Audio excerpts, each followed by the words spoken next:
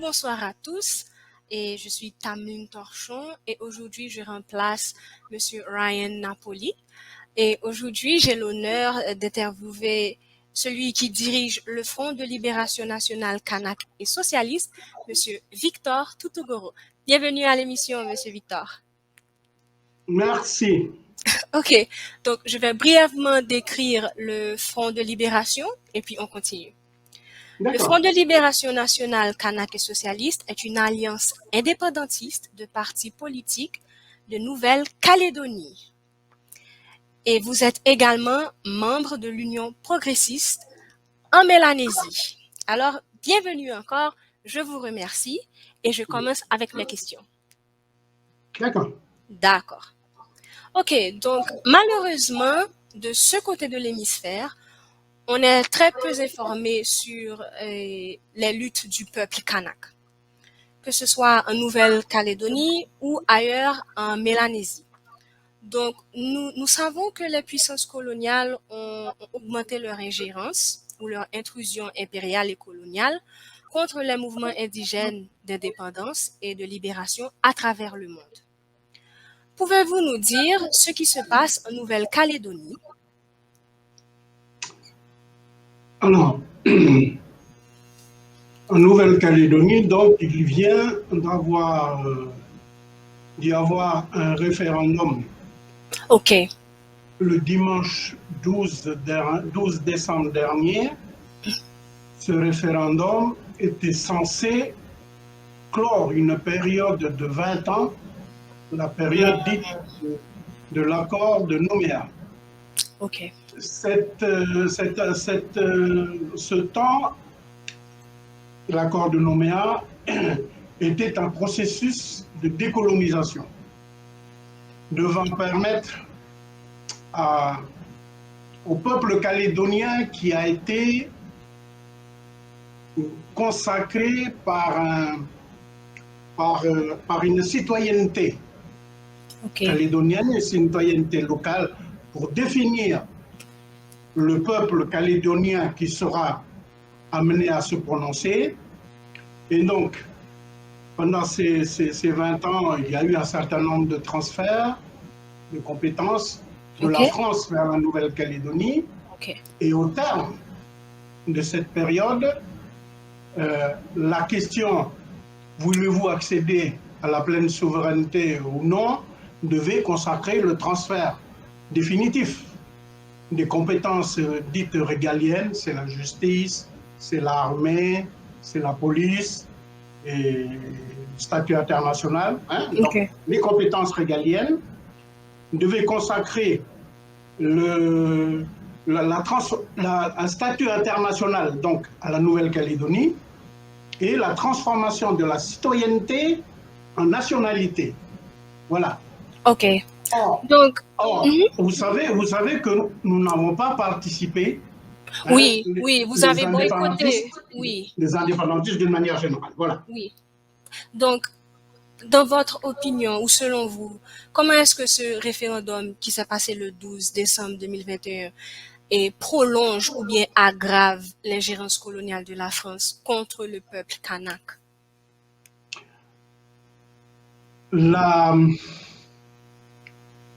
Alors, en 2018, il y a eu lieu le premier référendum.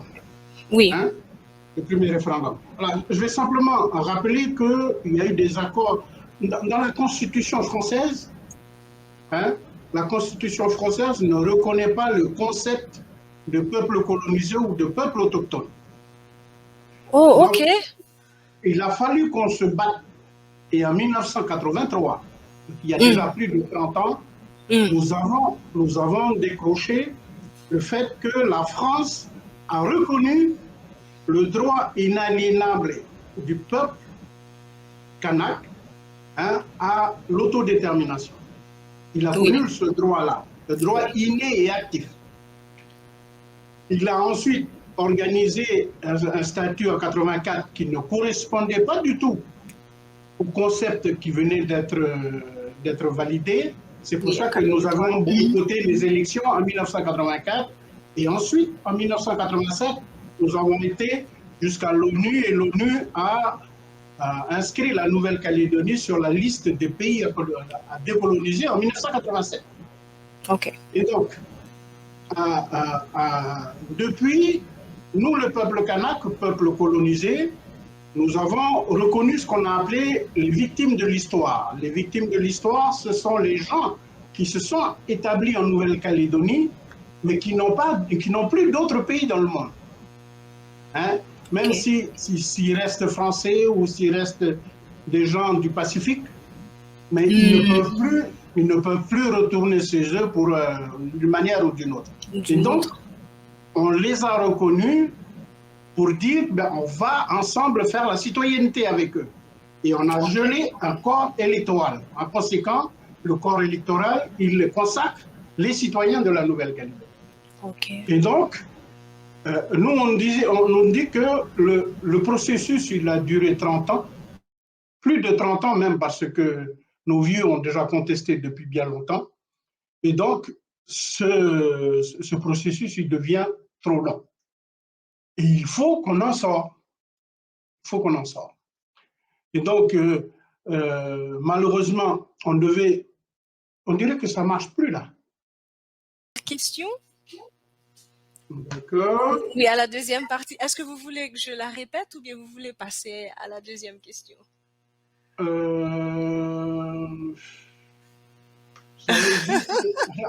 J'étais juste en train de vous dire que le processus de décolonisation, nous estimons qu'il a trop duré aujourd'hui. Oui, ça a pris 30 ans, c'est ce que vous m'avez dit. Vous avez dit 30 ans, mais 30 ans pour notre parti à nous, mais nos vieux, ils ont continué avant. Ils ont continué avant. Oui, c'est vrai. Okay. Et donc,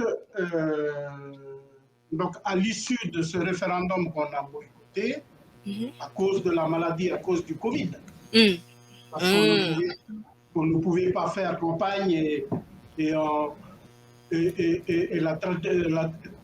la tradition chez nous, c'est qu'on ne fait rien. Rien ne peut se faire tant qu'on n'a pas fait le deuil de nos morts. Ah. Voilà. Par exemple, moi, si je meurs demain, ma famille ne peut rien faire tant que mes oncles utérins n'ont pas fait les cérémonies coutumières pour ce qui me concerne. OK. Hein? Et donc, comme il y avait le Covid, on ne pouvait pas circuler parce qu'il y avait le confinement. Et donc, pour cette raison, nous avons demandé de reporter le référendum. Ça n'a pas été entendu, et donc on a boycotté, ça a donné le résultat que ça a donné. Et maintenant, l'État français veut ouvrir des nouvelles discussions. Voilà. OK. Au fait, j'anticipe peut-être vos questions. Un peu, oui. Au fait, je voulais demander sur l'impact du COVID-19 et sur le peuple kanak. Est-ce que l'impact a été disproportionné ou bien ça a été plus ou moins? Parce que j'aimerais savoir. Parce que ce que je comprends, c'est que COVID est venu en Nouvelle-Calédonie en septembre 2021, jusqu'en septembre 2021. C'est ça. Donc, comment est-ce que ça a affecté le peuple kanak? Alors, au moment où on a demandé de reporter le référendum, c'est aux alentours de fin septembre, début novembre, fin octobre, début novembre. OK. Oui, plutôt mi-octobre. Okay. On a demandé, on avait une progression de 3-4 morts par jour sur une population de 250 000 habitants, 280 000 habitants. Oui, c'est assez élevé. C'est ça. Oh. Au jour d'aujourd'hui, nous avons à peu près 290 morts, dont essentiellement les Kanaks.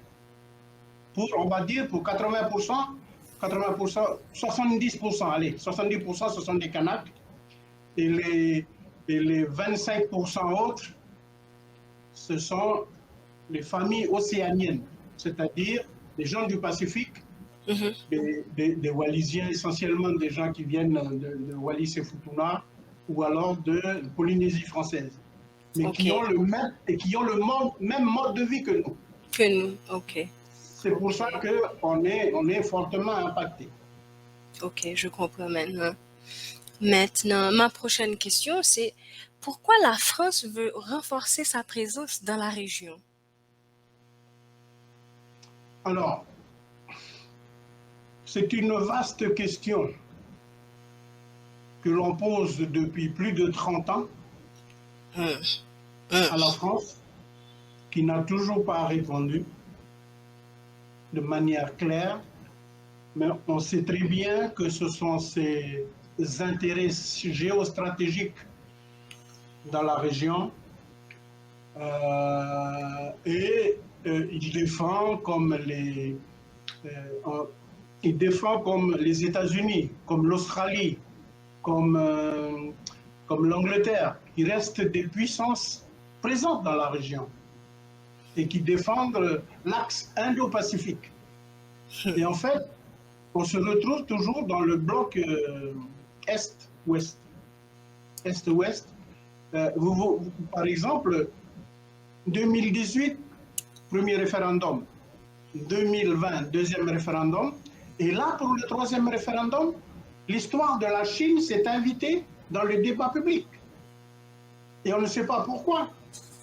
La France a amené ça dans le débat public, rien que pour faire peur. Ah, ok. Donc c'est comme une tactique. Ok. C'est une tactique. Je comprends. Vous avez dû entendre parler de l'histoire des sous-marins. Oui, ça a fait un grand débat mondial, au fait. C'est arrivé là aussi. Ok. On savait qu'en fait, les contrats étaient plus ou moins arrêtés depuis le mois de mai-juin. Mais on a dû, rien n'a filtré dans les médias et c'est sorti juste là au mois de septembre. Donc c'est stratégique pour vous. Comme l'histoire de la Chine. Et donc, oui, c'est stratégique. Ok. Ma prochaine question. Quelle est la relation entre les colons français et le peuple kanak? Et comment pensez-vous que les résultats du référendum affecteront cette relation? Alors, les relations, je vais dire, ce sont des relations de bon voisinage. Ok, intéressant. Ce sont des relations de bon voisinage forcées. Ah. C'est une situation qui est forcée parce que depuis 160 ans, 160 ans de colonisation, il n'y a pas eu de réel mélange. Il n'y a pas eu de réel mélange.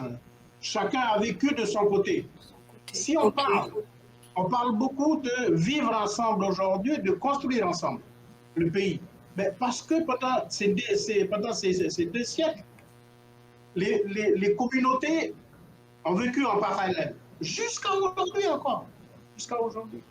Les gens vivent en parallèle. Et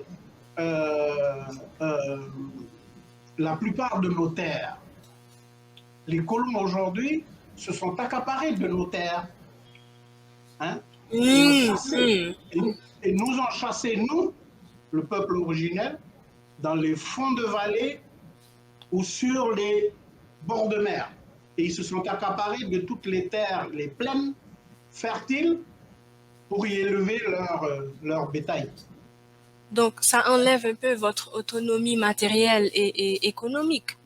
Tout à fait. Tout à fait. Okay. Aujourd'hui, par exemple, nos montagnes, on a été chassés de nos montagnes et ils ont extrait le nickel et ils vendent le nickel. Le nickel, hein? Ok. Voilà. Mais on est en train de revenir aujourd'hui par le biais politique. Mais en tout cas, les relations restent des relations de méfiance et chacun dans son bloc. Chacun dans son bloc. Et par exemple, la plupart de tous les colons descendants européens aujourd'hui, ils votent tous contre l'indépendance. Pour ceux qui votent, hein, parce que ce n'est pas tout le monde qui vote, mais pour ceux qui votent, ils votent tout le monde contre l'indépendance, hein, par peur justement que l'indépendance permet de récupérer toutes ces terres. Ok. Ça fait beaucoup de sens ce que vous dites. Et c'est aussi logique. Ils défendent leurs intérêts. Ouais. Voilà. C'est tout à fait compréhensible. Leurs intérêts, eux. Oui, à eux, oui. Qui ne correspondent pas du tout aux intérêts du peuple canadien. Mais bien sûr, ok. C'est l'histoire qui se répète dans ce monde. Voilà. C'est la mauvaise réalité, malheureusement. Ok, prochaine question. Comment percevez-vous l'approche de la Chine vis-à-vis de la Nouvelle-Calédonie et comment sont-ils perçus par le peuple kanak, en particulier par rapport à l'approche de la France, des États-Unis et des autres puissances et du monde? Il y a une grande campagne qui est menée contre la Chine aujourd'hui pour faire peur par tous les Occidentaux. Je peux dire ça comme ça. Que ce soit les Français, que ce soit les Australiens, que ce soit les Néo-Zélandais. Nous, ce qu'on sait, nous, alors, ils nous parlent tous des problèmes vis-à-vis des droits de l'homme. OK? Bon. Nous, ce qu'on sait, nous, c'est que nous avons été colonisés par les Français. Nos pères et nos grands-pères ont été tués, hein, ils ont été tués par les Français pour que leur terre soit récupérée. Nous, ce qu'on sait aujourd'hui, c'est qu'on se bat contre la France pour récupérer notre indépendance. Et pendant ce temps-là, la matière première, la ressource première de la Nouvelle-Calédonie, qui est le nickel, est achetée par la Chine. Mais heureusement qu'il y a la Chine pour acheter le nickel. Parce qu'il n'y aurait personne d'autre pour acheter le nickel. Il n'y a pas une autre puissance. Même les Australiens n'en achètent pas. Et la quasi-totalité de la production du nickel, elle est achetée par la Chine. Hein? Et dans tout le Pacifique aujourd'hui, hein, ben c'est la Chine qui vient à aider au développement des îles de la Mélanésie, que ce soit le Vanuatu, que ce soit la Papouasie-Nouvelle-Guinée, que ce soit les îles Salomon, que ce soit les îles les territoires de la Polynésie, hein, tous les autres îles de la Polynésie, que ce soit, bon, je n'ai pas la tête, les Tokelau, etc., etc.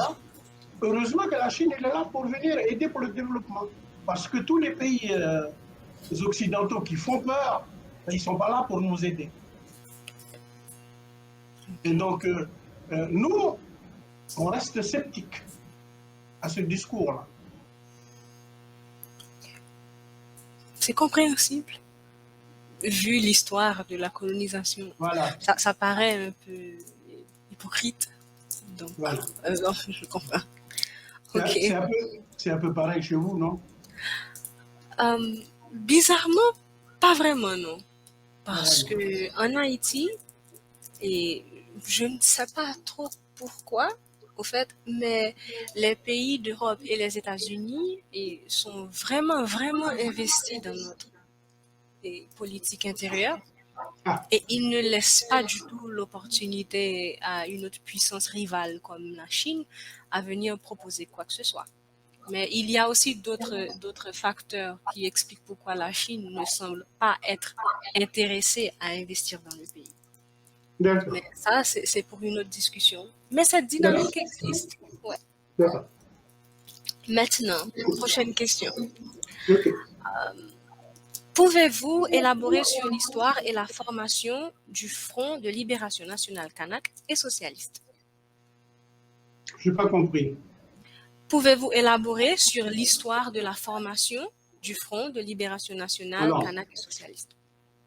le Front de libération nationale kanak socialiste a été créé en 1984. Oui. 1984, en juillet, non, en septembre, le 24 septembre 1984. Okay. On l'a créé le 24 septembre parce que c'est une date symbolique, parce que le 24 septembre 1853, ça a été la date de la prise de possession de la Nouvelle-Calédonie par la France. 24 septembre 1853. Et donc, le 24 septembre 1984, on a créé le FLNKS pour donc, que ce soit notre outil pour aller à l'indépendance. Et donc, nous avons créé au départ avec toutes les forces politiques qui ont adhéré, les mouvements indépendantistes, les partis politiques indépendantistes, les syndicats indépendantistes, les associations, les groupes de femmes. Il y avait, il me semble qu'il y avait 7 organisations ou 8 organisations dès le départ qui ont adhéré et qui donc ont fait le combat depuis. Je vous ai parlé tout à l'heure des événements de 1984 où on a boycotté les élections et on a fait des événements. Il y a eu ensuite un premier référendum boycotté en 1987. Il y a eu l'inscription de la Nouvelle-Calédonie sur la liste des pays décolonisés en 1987, donc à l'ONU. Il y a eu les événements d'Ouvéa en 1988. Et il y a eu donc, et c'est en 1989, on a perdu nos 2 leaders, Jean-Marie Tjibaou et Wéné. Et donc il y a eu les accords de Nouméa, les accords de Matignon et les accords de Nouméa aujourd'hui. Aujourd'hui, le FLNKS, il est composé essentiellement de 4 partis politiques. Ok.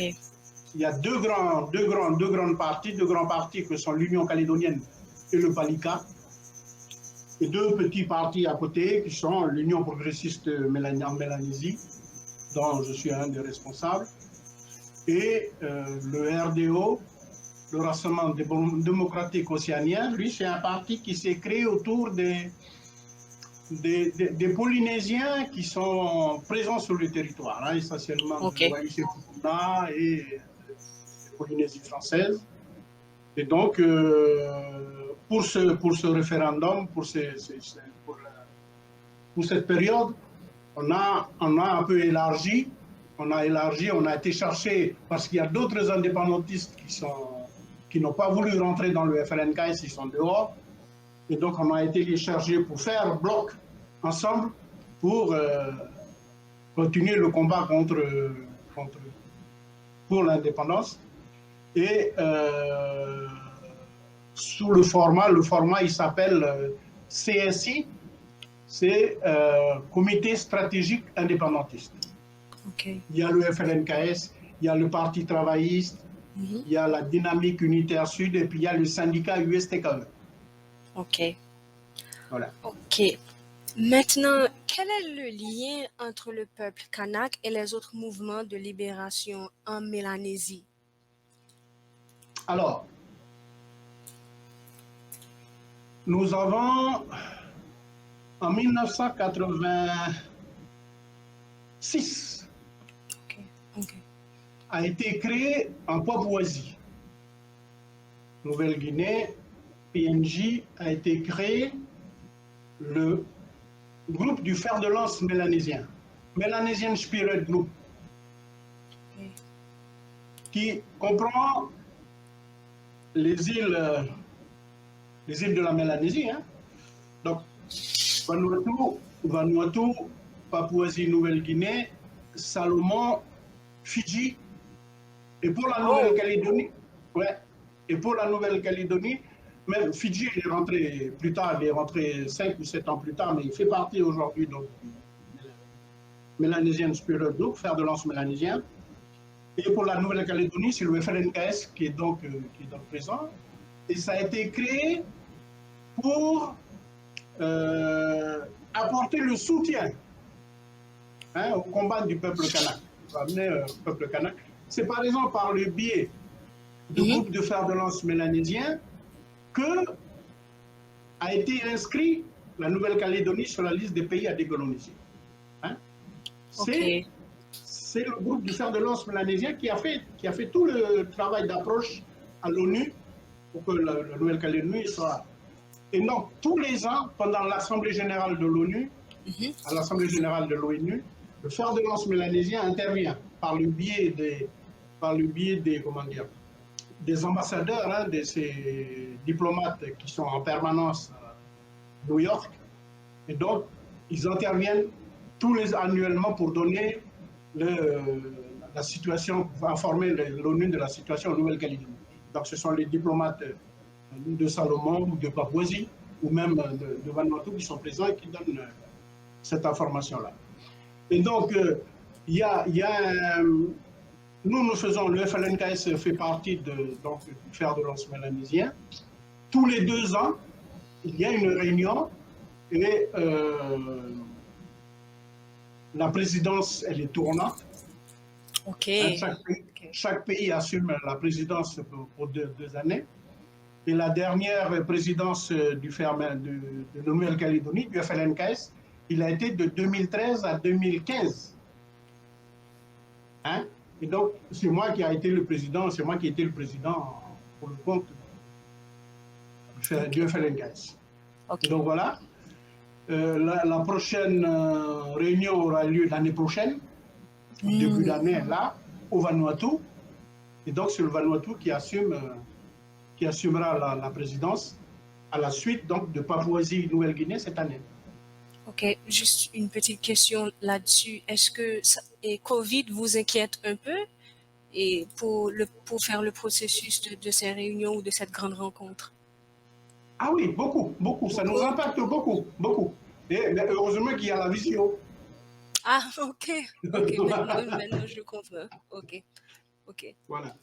Donc, ok. Et donc après, pardon, je continue. Après, il y a le fer de lance mélanésien, mais ça, c'est le support des pays de la Mélanésie envers Kanaki, Nouvelle-Calédonie. Hein, envers le FLNKS. Il y a à peu près 4 ans, on a décidé en même temps de faire aussi le support pour West Papua, le mouvement West Papua, pour l'indépendance de West Papua contre l'Indonésie. Voilà.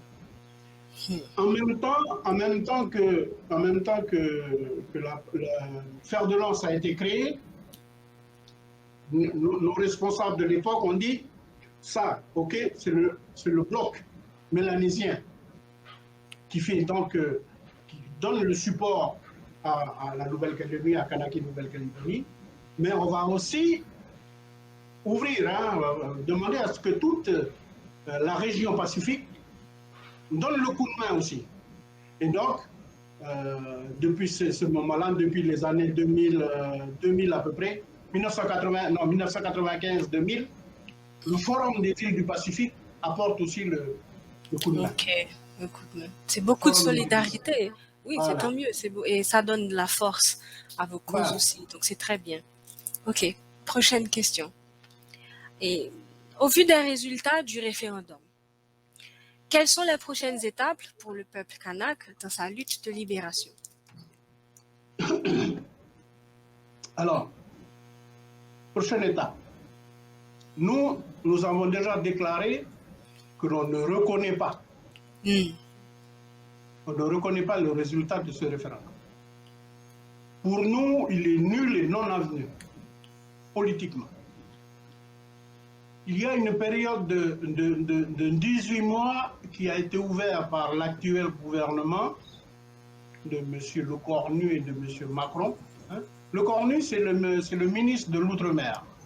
Oui. Le président de la République de la France, c'est Macron. Donc, ils ont demandé d'ouvrir, juste avant les élections, une période de 18 mois durant lesquels on va négocier le prochain statut pour la Nouvelle-Calédonie. Nous avons déjà indiqué que donc on ne reconnaît pas ce scrutin et par conséquent on n'est pas dans la période qui a été ouverte là, la période de 18 mois. Nous ne nous situons pas dedans. Autre chose, on ne veut plus discuter avec ce gouvernement, hein, qui est en train de prendre des calendriers, qui est en train de mettre en œuvre des calendriers, des plans de discussion, alors que c'est les élections présidentielles là, dans 4 mois. Hein? On ne sait pas s'ils reviennent ou pas. Et donc, nous avons dit que nous ne reconnaissons pas ce gouvernement et nous ne discuterons plus avec ce gouvernement. On va attendre. Le prochain gouvernement qui sera en place probablement au mois de juillet, août-septembre.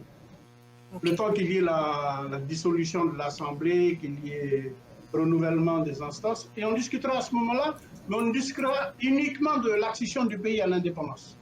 On ne veut plus discuter, on ne veut plus d'un énième statut. On discutera simplement de l'accession à l'indépendance. Ça n'a peut trop durer. Oui, et vous avez raison, parce que la période d'indépendance et la lutte et pour être autonome, quand même, c'est trop longtemps. Tout à fait. Okay. Prochaine question. Le corps électoral, je vais peut-être rajouter une chose. Allez-y. Le corps électoral actuel,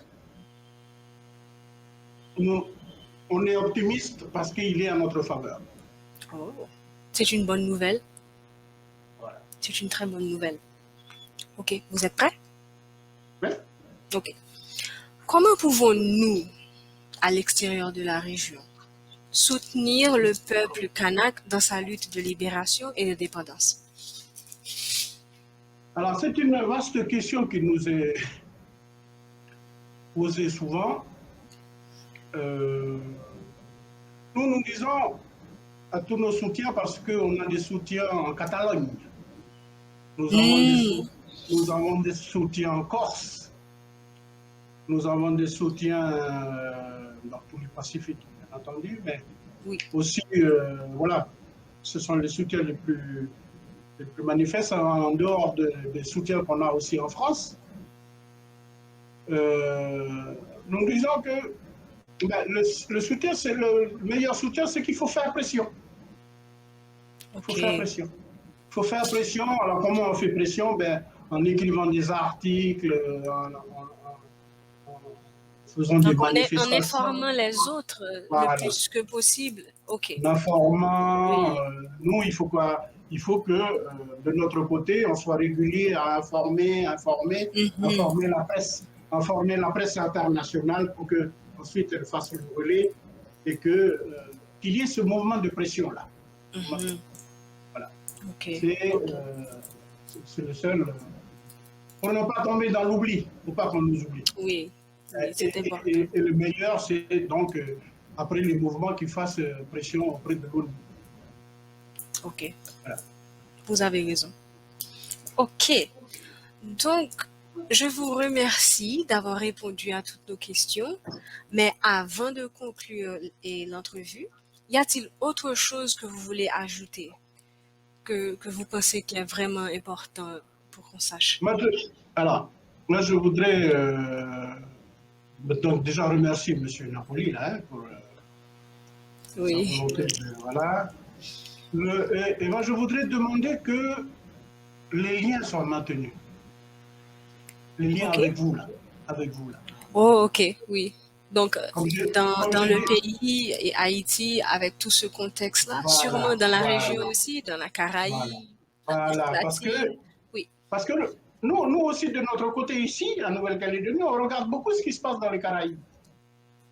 On regarde beaucoup et Haïti, parce qu'on parle beaucoup d'Haïti ces derniers temps à cause de tous les événements naturels qui se sont produits. Oui, très récemment, oui. Et donc, moi, je demanderais simplement au nom du FLNKS de maintenir les liens. On continue à ce qu'on vous informe pour qu'à votre tour, vous puissiez informer le plus de de monde personnes possible possibles. Mais bien pour sûr, c'est vivre. essentiel. Si on veut parler d'une vraie Voilà, solidarité dans des mouvements et d'autonomie et voilà, d'indépendance, il faut garder le lien, il faut le maintenir, il faut voilà, continuer à le nourrir, et etc. pour que le cercle tourne. Je suis à voilà, 100% d'accord avec vous. voilà. Merci. Voilà le seul. Non, mais merci à vous parce que vous m'accordez cette entrevue et c'est vraiment important parce que encore, et je pense que on est tellement focalisé sur notre partie du monde qu'on oublie que nos problèmes sont aussi les mêmes dans Oui, d'autres oui, régions. oui, oui, Vous oui, voyez? voilà. Et parce qu'on Voilà. est dans notre réalité et qu'on se dit c'est tellement mal ici et qu'on oublie que notre Il y en a qui situation sont est aussi, vécue. il y en a qui Oui, sont aussi mal ailleurs, sinon oui, plus. Sinon oui. plus. Et que peut-être avoir une conversation continue et collective va aider à réaliser qu'on peut travailler ensemble parce qu'on a la Voilà. même expérience et qu'on peut même trouver des solutions qui n'ont aucune frontière, qui peut s'appliquer partout, etc. Donc, je suis 100% d'accord avec vous. Tout à fait. Merci. Non, mais merci à vous. Encore une fois, Et merci à vous. Ça a été un plaisir de n'hésitez parler pas. avec vous. Et Non, n'hésitez pas à appeler. N'hésitez pas. jamais. Ryan, peut-être, mais pas moi.